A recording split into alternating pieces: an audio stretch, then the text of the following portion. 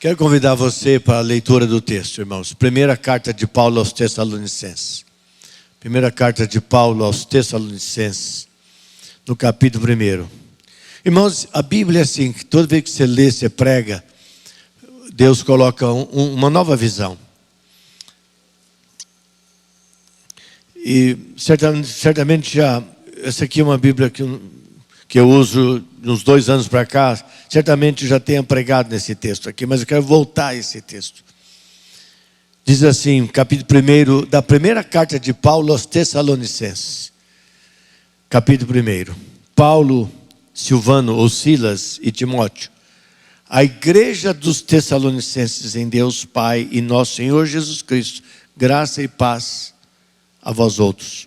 Damos graças a Deus por todos vós, mencionando-vos em nossas orações. Ele intercedia, Paulo intercedia agora, e sem cessar, recordando-nos diante do nosso Deus e Pai, da operosidade da vossa fé, da abnegação do vosso amor e da firmeza da vossa esperança em nosso Senhor Jesus Cristo. Reconhecendo, irmãos, amados de Deus, a vossa eleição, porque o nosso evangelho não chegou até vós tão somente em palavra, mas sobretudo em poder no Espírito Santo e em plena convicção, assim como sabeis ter sido o nosso procedimento entre vós e por amor de vós.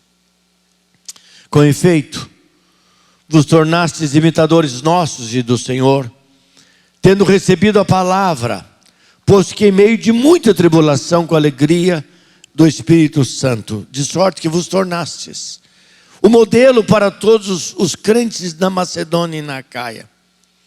Porque de vós repercutiu a palavra do Senhor, não só na Macedônia e Acaia, mas também por toda parte que se divulgou a vossa fé para com Deus, a tal ponto de não termos necessidade de acrescentar coisa alguma, pois eles mesmos, no tocante a nós, proclamam que repercussão teve o nosso ingresso no vosso meio, e como deixando os ídolos, vos convertestes a Deus para servirdes o Deus vivo e verdadeiro, e para aguardardes dos céus o seu Filho, a quem ele ressuscitou dentre os mortos, Jesus, que nos livra da ira vindoura. Espírito Santo está aqui diante de nós.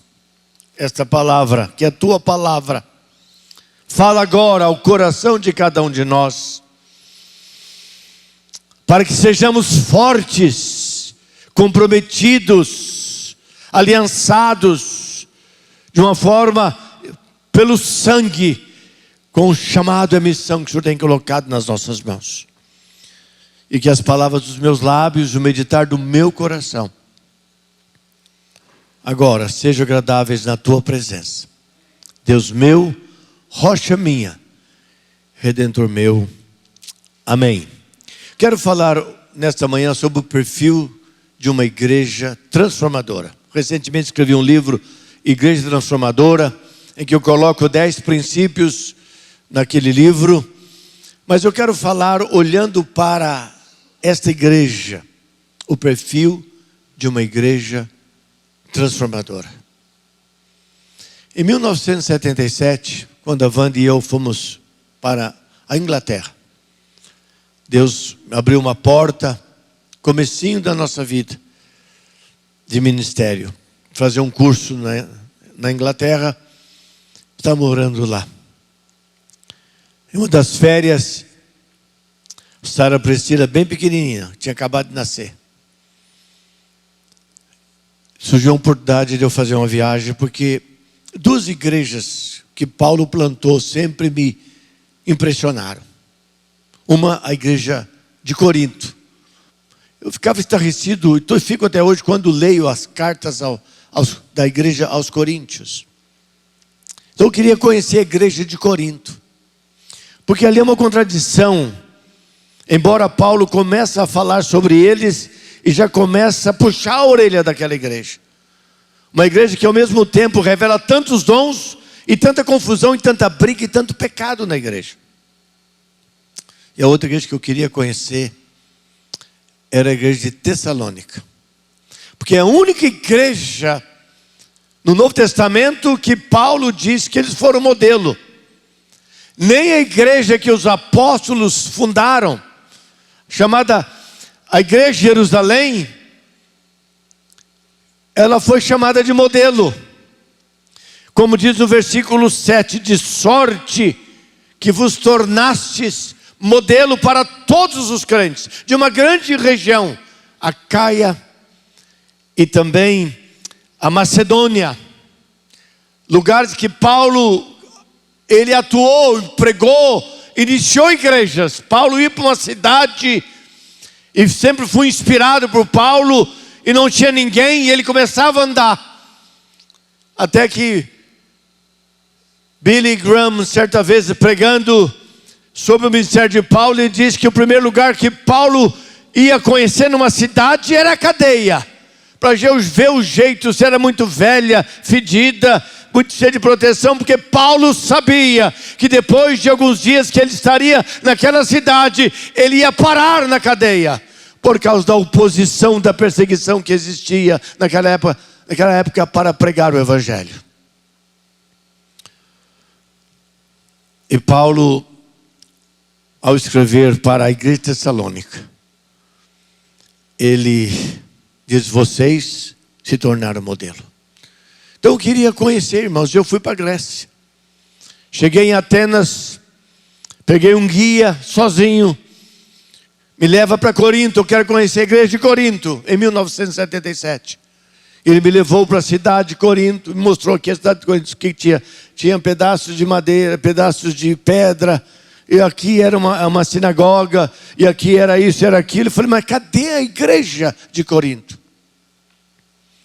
Saí procurando, não existe mais a igreja de Corinto. E dali eu peguei o avião, fui até a cidade de Tessalônica, para conhecer a igreja de Tessalônica. Peguei um guia, falei: há uma igreja evangélica aqui na cidade de Tessalônica? Ele falou: existe. Me levou numa igreja, um prédio, tinha uma campainha, tocamos a campainha, e daí a pouco vem um senhor. Ele abre a porta, e eu falo em inglês. I'm a Brazilian pastor. I'd like to know about the church in Thessalonica. E ele falava inglês, estava ali o guia, ele estava só ouvindo. Ele mandou entrar. Eu disse: gostaria que você falasse um pouco sobre a sua igreja, etc. Irmãos, ele disse: nós somos uma igreja, estamos aqui tantos anos, somos cerca de 400 pessoas. E dizendo da vida, dizendo do ministério, dizendo da ação da igreja de Tessalônica. Eu pude entender que a igreja, irmãos, que é fundamentada na palavra, que essa igreja que Paulo escreveu, ela perdura até hoje, por causa da visão da igreja, do compromisso da igreja, o lugar do Espírito Santo na vida da igreja. A igreja que traz em si a vida plena do Evangelho, de um Cristo que não muda, como diz o autor aos Hebreus: Jesus Cristo é o mesmo ontem, hoje e será o mesmo para sempre. Aleluia. E aquilo trouxe tanto conforto no meu coração. E dali eu fui para Israel. Foi a primeira viagem que eu fiz para conhecer o lugar em que Jesus andou. E voltei porque eu fui estudar teologia do Novo Testamento em uma das universidades da Inglaterra, a Universidade de Cambridge. Irmãos e irmãs, eu quero nesta manhã lembrar e enfocar alguns aspectos desta igreja de Tessalônica. E é por isso que é muito importante, ao celebrarmos 85 anos desta igreja, que foi plantada, e por muitos anos nesta igreja, pastor só ficava 5 anos. O máximo era 5 anos. Se começarmos a estudar a história dos pastores que passaram aqui, eles ficavam poucos anos. Eu fui o único pastor, depois de Luiz Boaventura, que 2 tempos, ele ficou um período, ele ficou aqui 6 anos e foi para Portugal, ou 7 anos e foi para Portugal, e depois quando ele voltou, ele ficou um outro período de 7 anos. Creio que ele ficou 14 anos, em 2 períodos, que ele tinha familiares aqui na igreja central de Londrina. E daí para frente, os pastores ficavam pouco tempo. Ficava 5, 6 anos, o conselho mandava ele embora. Mas Deus me deu a bênção de estar aqui nesses 37 anos, 35 com o pastor titular. E eu fui que chamei o conselho da igreja e disse para o conselho e a presbíteros aqui, é hora de fazermos a transição. Em 2019, eu disse isso ao conselho, porque eu poderia continuar aqui mais 10 anos se eu quisesse. Mais 10 anos, o conselho não ia falar, Vendozinho está na hora de eu ir embora. Ninguém ia falar isso para mim. Irmãos, a igreja precisa estar fundamentada em alguns valores. E é por isso que, quando Paulo foi à igreja de Tessalônica, Paulo saiu depois de 4 semanas, no máximo 5. O povo começou a perseguir o apóstolo Paulo nessa cidade. Atos 17, de 1 a 9, deixa bem claro a luta do ministério de Paulo na cidade de Tessalônica. E Paulo teve que fugir de noite. Os irmãos pegaram Paulo, esconderam Paulo e falaram, Paulo, vai embora, eles vão te matar. E Paulo foi para a cidade de Bereia. E os irmãos ficaram ali com a mensagem, com o ensino que Paulo conseguiu por 4, 5 semanas ensiná-los naquela época, no meio de muita perseguição. Por isso que o versículo 5 diz, porque o nosso evangelho não chegou até vós somente em palavras, mas sobretudo no poder. Ele continua no Espírito Santo e continua e em plena convicção, assim como sabeis ter sido o nosso procedimento entre vós. E depois de algum tempo ele manda Timóteo.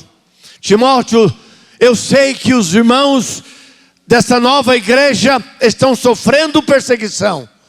Vai até Tessalônica, Timóteo, e veja como está, porque Timóteo era um discípulo do apóstolo Paulo, assim como Silas, conforme inicia o texto, aqui no texto, Paulo, Silas, Silvano e Timóteo. Era uma equipe, um grupo de irmãos comprometidos na pregação do evangelho. E Timóteo vai. E Timóteo então se reúne com aquela pequena igreja nascente. E traz um relatório que encheu de alegria o coração do apóstolo Paulo. Ele escreve essa primeira carta. Ele começa ressaltando o perfil dessa igreja.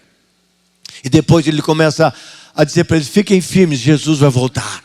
Fiquem firmes, não desistam de Cristo. Ele vem para nos buscar.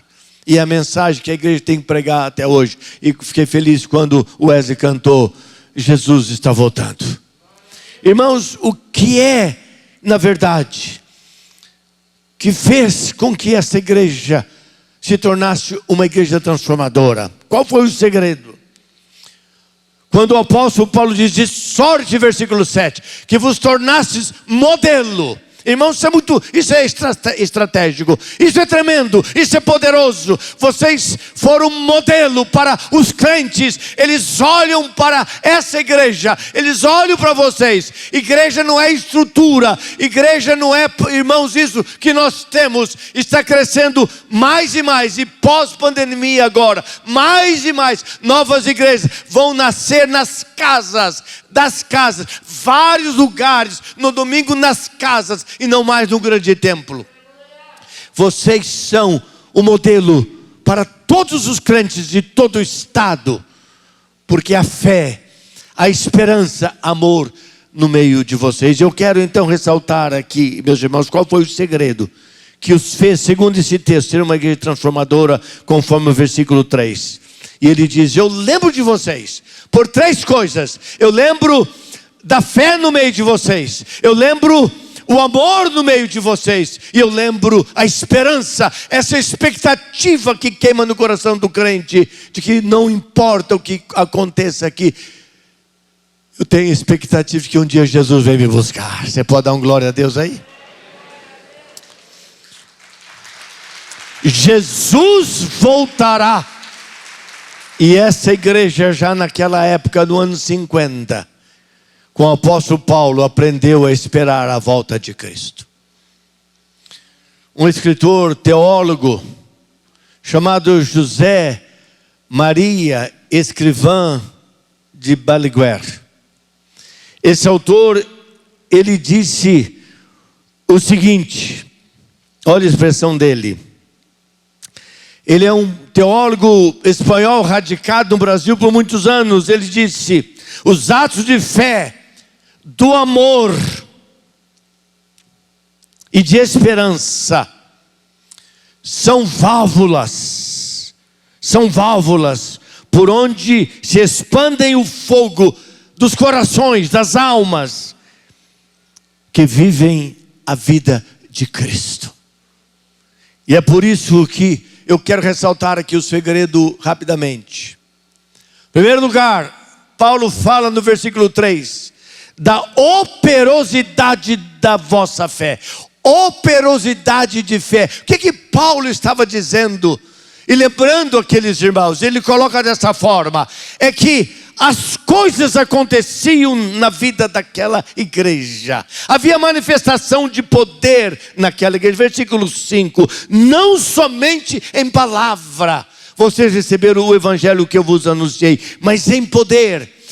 Em poder do Espírito Santo, irmãos e irmãs. A igreja que não experimenta a manifestação do poder, ela não se sustenta. A igreja que não experimenta as manifestações do Espírito Santo é que habita aqui. Jesus está à direita do Pai no céu. Jesus fala com o Pai todo instante, ao nosso respeito, ao seu respeito. Mas quem está aqui é o Espírito Santo, que toca, que nos enche, que nos faz ter esperança, que nos faz sonhar, que nos renova, que nos levanta, que nos fortalece. É o Espírito Santo. Sem Ele não há ministério, não há igreja.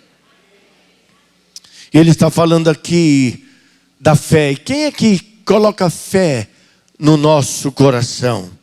Quem é que faz as coisas acontecerem pela fé?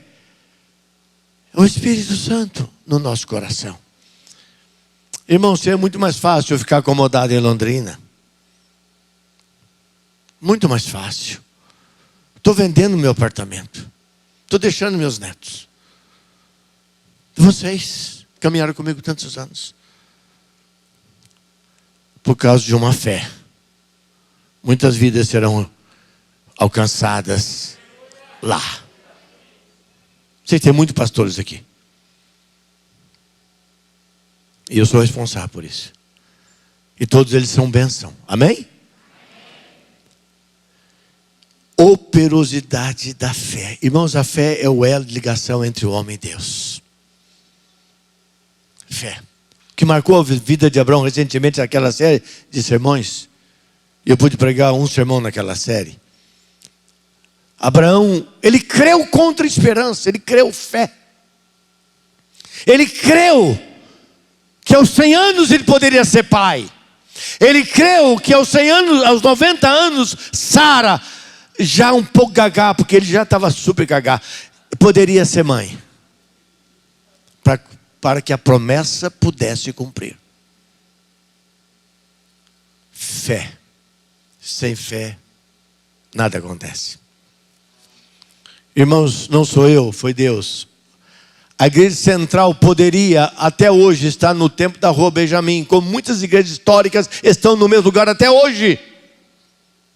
Mas foi um ato de fé. Foi um ato de fé. E é pela fé que nós temos que avançar. Foi pela fé que esses irmãos, no meio de toda a oposição.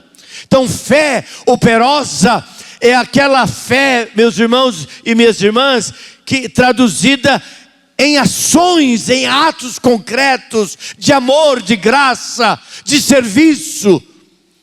Quando nós começamos aqui o quilo do amor, vocês pensam que foi fácil, que todo mundo concordou, que foi uma coisa unânime? Não foi, não. O povo nunca traz nada. Não é fácil fazer o povo doar as coisas. Não foi um ato assim de mágica. Olha, domingo que vem vamos ter 10 toneladas de comida aqui. Não foi. Foi um ato de fé, semeando no coração dos irmãos. E hoje, essa igreja, como anos atrás, doaram, nós doamos aqui 140 toneladas de comida no ano. A fé, irmãos, ela tem que ser traduzida em ações, em atos. Todas as coisas que nós realizamos aqui. E a igreja vai continuar realizando. Tem que ser em atos de fé. Esse foi o perfil desta igreja. Por isso, uma igreja transformadora. A única que foi reconhecida por Paulo como igreja modelo. Então, a fé, meus irmãos, não é conhecer apenas um conjunto de doutrinas. E você acha que você tem fé porque você decorou um conjunto de doutrinas. Não, a fé é muito mais do que isso. Mas a fé, ela é quando se revela por evidências práticas no nosso cotidiano, na nossa vida, na nossa caminhada, na nossa jornada, que senão nós continuamos fazendo o que sempre fez e não muda, e nada acontece. Porque nós estamos simplesmente mantendo o status quo da vida espiritual e da vida da igreja. E nada acontece. E nada acontece. Hoje o presbitério de Londrina, que eu sou o presidente, continuo sendo presidente, é formado por igrejas que nós plantamos. Houve um ano, eu fui fazer um curso em Singapura, em 1986, eles pediram que eu apresentasse um plano. Eu apresentei um plano de várias igrejas e vários bairros em Londrina. E essas igrejas começaram, irmãos, e nós aqui compramos vários terrenos e construímos vários templos. Aqui em Londrina. E hoje o presbitério de Londrina praticamente é formado pelas filhas da igreja central. E amanhã vamos inaugurar um polo que é filho aqui da igreja. E vamos, hoje à noite, estamos também organizando uma neta da nossa igreja, uma outra igreja aqui num bairro da região sul de Londrina, lá no bairro Lindóia. É fruto da fé. A fé, irmãos, não é acreditar em normas, mas nós temos que ter evidências práticas do nosso cotidiano. Olha o versículo 5. O nosso evangelho não chegou tão somente em palavras, mas sobretudo em poder, no Espírito Santo. Fé, portanto, ele é um relacionamento subjetivo que se manifesta dentro de nós, através da graça, e gera graça, e produz graça no nosso coração.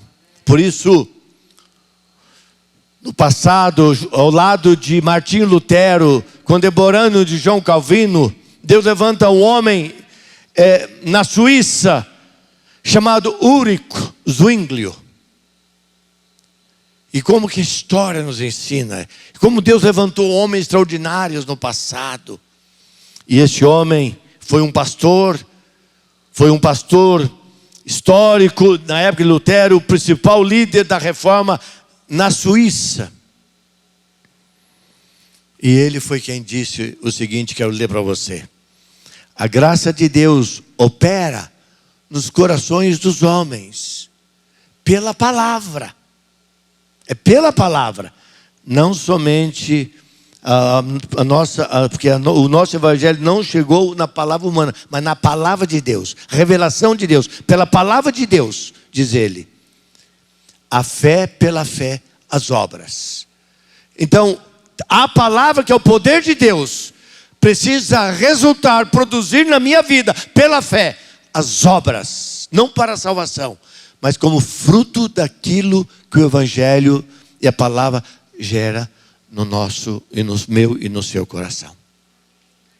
Então, irmãos, Paulo reconhece isso. Eu lembro de vocês. A fé operosa no meio de toda a luta. Então, essa pandemia, as dificuldades, esse tempo que nós estamos vivendo, esse tempo difícil, irmãos, essas incertezas que nós estamos vivendo, não pode nos abalar.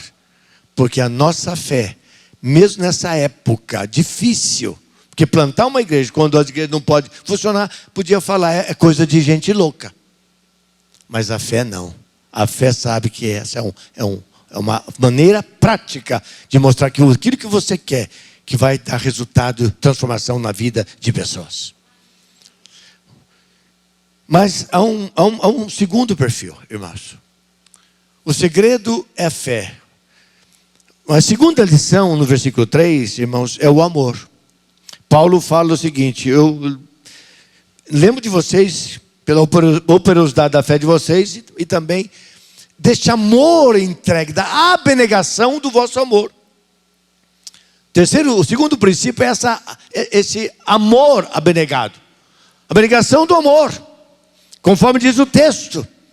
Então veja só, irmãos, se a fé é olhar para Deus, o amor é olhar para os outros. O amor é olhar para os irmãos, é estender o meu braço, é receber as pessoas, é se interessar por elas, ir atrás delas, sofrer na hora do seu sofrimento, chorar com elas, estender as mãos. Quando eu cheguei aqui nessa igreja, era uma igreja pequena, irmãos, eu visitei praticamente todos os discípulos da igreja. Eu ia na casa deles. E eu estou fazendo isso lá em Curitiba. Eu estou marcando para aqueles. Hoje nós somos umas 40 e poucas pessoas. Não sei, é um grande milagre nessa época reunir 40 pessoas. E o curitibano é bem introvertido, é difícil do nosso povo. Tem que visitar as pessoas, orar com elas. Estou indo na casa de uma família nova. Isso é amor. Nós temos que ter esse amor abnegado, essa autodoação do nosso coração. Então, Paulo reconhece esse amor vivido na igreja. O amor abnegado é um amor desprovido, irmãos, de sentimentos de interesses. Não há nenhum interesse. O único interesse que deve reinar no nosso coração é levar a pessoa a Cristo, ela confessar o Senhor Jesus, deixar as coisas velhas para trás, iniciar um novo caminho e servi-lo e dar testemunho do poder dele nas suas vidas. É isso que o apóstolo Paulo está ensinando aqui no nosso texto. Amar é servir. Então o amor, o que é? É uma graça procedente do Pai, procedente de Deus. Isso é o amor. Quando lemos 1 João 4:7, o texto, o que esse texto nos ensina? Diz assim, primeira epístola de João, capítulo 4, versículo 7. Amados, amemos uns aos outros, porque o amor procede de Deus. E todo que é nascido de Deus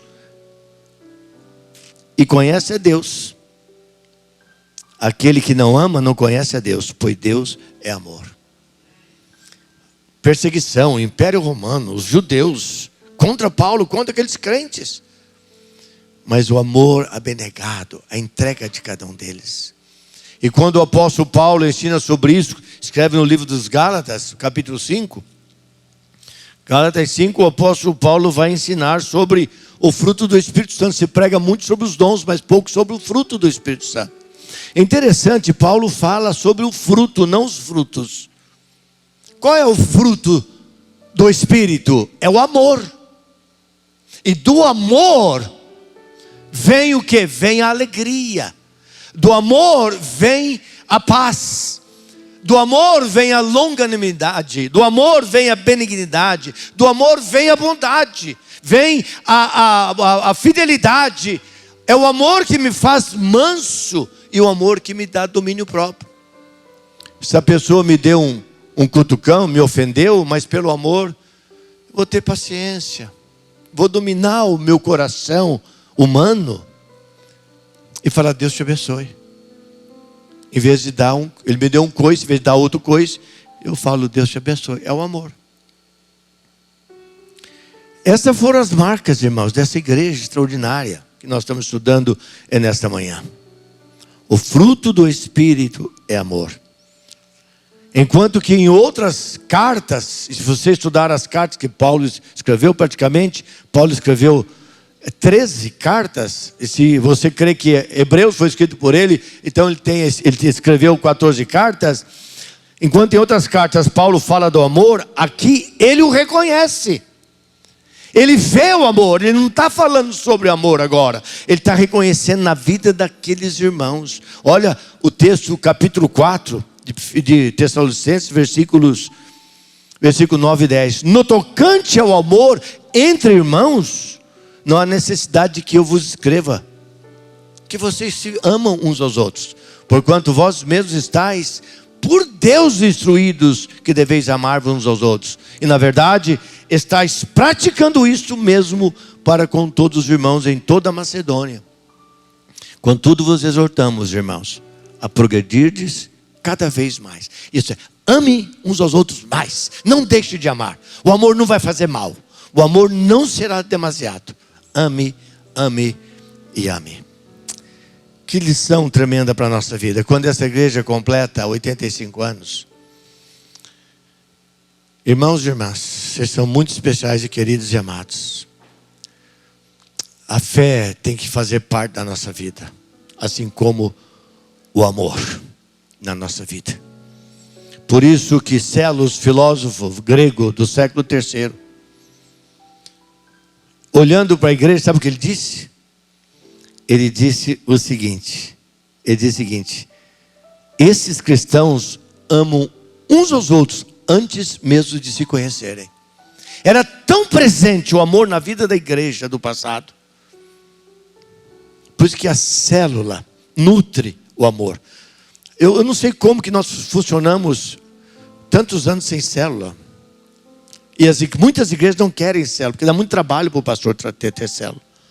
Tem que levantar líder, o líder desanima. O líder tem que ser motivado. Tem que mostrar os privilégios de ser líder, a bênção de ser líder. Mas a célula gera amor. Eu tinha 27 pessoas na última célula, né, doutor Delcio? O Delcio é está lá comigo na minha célula, tinha 27 pessoas. Eu lembro quando tinha 14, eu não sei, vieram tanta gente, tanto lugar. 27 pessoas, a gente ensina isso, fala dessas coisas na célula. Então, meus amados irmãos, a prática do amor é a maior pregação. Maior pregação. Em terceiro, para encerrar, porque quando ele começa a tocar é para eu terminar o sermão. Mas vocês sabem que eu não consegui ainda pregar 20 minutos em 25 e estou tentando pregar em 35. Para encerrar, irmãos, ele não fala só da fé, do amor, mas ele fala da esperança em Jesus Cristo. A primeira carta de Paulo aos Tessalonicenses, como a segunda, a base, o cerne, irmãos, é que Cristo vai voltar, está voltando. Eu quero dizer para vocês, Jesus está voltando. Aí ele ensinou isso para os crentes ali. Paulo já falou, gente, vamos correr para perto de Cristo, ele está voltando. E Paulo falou o seguinte: sabe quem vai subir? Só quem confessar Jesus Cristo. Se você continuar aí adorando Nero, se você continuar adorando os imperadores, adorando deuses falsos, vocês vão ficar aqui. E eles acreditaram nisso. E nós também. Se nós continuarmos adorando, irmãos, as coisas desse mundo, só sonhando as coisas desse mundo, etc., eles vão voltar e vão levar um susto. Firmeza na esperança de Cristo, versículo 3. Ele dizia, da firmeza da vossa esperança em nosso Senhor Jesus Cristo. Olha o que diz, irmãos, o versículo 10. E para aguardardes dos céus o seu Filho, volta de Cristo, a quem ele ressuscitou dentre os mortos, para que nos livra da ira vindoura. Eu tenho muita pena das pessoas que não conseguem entregar suas vidas a Jesus, porque a ira de Deus vai ser muito grande sobre essas pessoas. Mas aqueles que estão em Cristo, essas pessoas há uma cirurgia espiritual que tira o homem de dentro dele, o pecado arraigado pela natureza em cada um de nós, e planta a graça divina no nosso coração. E com isso nós vamos subir com Cristo e vamos reinar com Ele para todos sempre. Então a esperança de Cristo, a volta de Cristo. A volta de Cristo, irmãos, como eu disse, é o tema central, tanto da primeira como da segunda epístolas aos Tessalonicenses. E os irmãos aqui tinham uma certeza, conforme eu li esse texto. Eles tinham a certeza, os irmãos sabiam que Jesus ia voltar. Os não cristãos, ouçam isso, os não cristãos não aguardam com essa ardente expectativa a volta de Cristo. Eles não estão nem aí, eles estão preocupados em ganhar dinheiro, em comprar mais casas, expandir as suas fortunas. Eles estão pensando nas coisas aqui da terra, e eles ficarão em desespero. Eles entrarão em desespero. Vai ser um desespero louco quando de repente Jesus virá. O povo, a igreja, os salvos serão levados, os mortos ressuscitados, crentes, e os crentes vivos, crentes convertidos em Cristo Jesus, cheios do Espírito Santo, vão começar indo para as nuvens, e os outros vão ficar de olho, vendo o que está acontecendo, e eles ficarão para trás, e nós reinaremos com Cristo para todo sempre. E você quer saber melhor sobre isso? Leia os 11 versículos da capítulo 5 da primeira carta aos Tessalonicenses. E desta forma então, Paulo aqui nos ensina, ensinou aquela igreja e nos ensina. Desafia hoje a nossa igreja, aos seus 85 anos, a igreja odierna, a intensificarmos a esperança na volta dele. E estou encerrando lendo este versículo 13 em diante, de 4. 1 Tessalonicenses 4:13. Não queremos, porém, irmãos, que sejais ignorantes com respeito aos que dormem, os que já estão mortos. Porque o crente não morre, ele dorme, porque ele vai ser acordado. Para não vos entristecerdes como os demais que não têm esperança. Quem não tem Jesus? Não é que não está, porque tem gente aqui dentro da igreja que não tem Jesus. Tem a tradição, a religião, costume, gosta de vir aqui, mas não tem Jesus. Versículo 14. Pois se cremos que Jesus morreu e ressuscitou, assim também Deus, mediante Jesus, trará em sua companhia os que dormem. Os que já estão sepultados. Que o Covid levou, o câncer levou, um acidente levou. 15. Ora, ainda vos declaramos, por palavra do Senhor, isto nós, os vivos que ficarmos, até a vinda do Senhor, de modo algum precederemos os que dormem. Primeiro vão ser eles levantados. Eles vão levantar. A terra vai dar conta, os cemitérios dos crentes mortos, o mar, os rios que foram afogados, e aqueles que foram queimados. Foram queimados no incêndio. Não queimados para queimar o corpo, porque não quer gastar mais pagando para sepultar a pessoa. Porquanto o Senhor mesmo, dada a sua palavra de ordem, ouvida a voz do arcanjo, ressoada a trombeta de Deus, descerá dos céus, e os mortos em Cristo ressuscitarão primeiro. Aleluia. Irmãos, eu quero encerrar essa palavra nesta manhã, dizendo que haja em nós, irmãos, irmãs, que haja em nós as marcas dessa igreja transformadora. Essas marcas é então a fé, o amor e a esperança. Fé operosa, amor abnegado, firmeza na volta do Senhor Jesus Cristo. Jesus, irmãos, está chegando para levar a sua igreja, os salvos por Jesus. E nós só temos que dizer obrigado, Pai, pelos 85 anos da Igreja Central, através de seus pastores, missionários, líderes de células, pregando, anunciando as boas novas em todas as cidades, nações e onde o povo de Deus está. Pai, muito obrigado. Muito obrigado por esta manhã. Muito obrigado porque a tua palavra, meu Deus, nos encoraja, nos ensina, nos inspira. E queremos cada vez mais depender de ti, Senhor, confiar no teu poder. Senhor, se houver aqui uma única pessoa nesta manhã que não se entregou a Jesus Cristo, que não diz: Jesus, toma conta do meu coração, que esta seja a manhã que possa marcar a sua vida, minha irmã e meu irmão. Jesus te dá esta oportunidade. Que o seu coração seja aberto para Ele. E Ele fará a obra do milagre da salvação na sua vida. Obrigado, Jesus. No teu nome que oramos.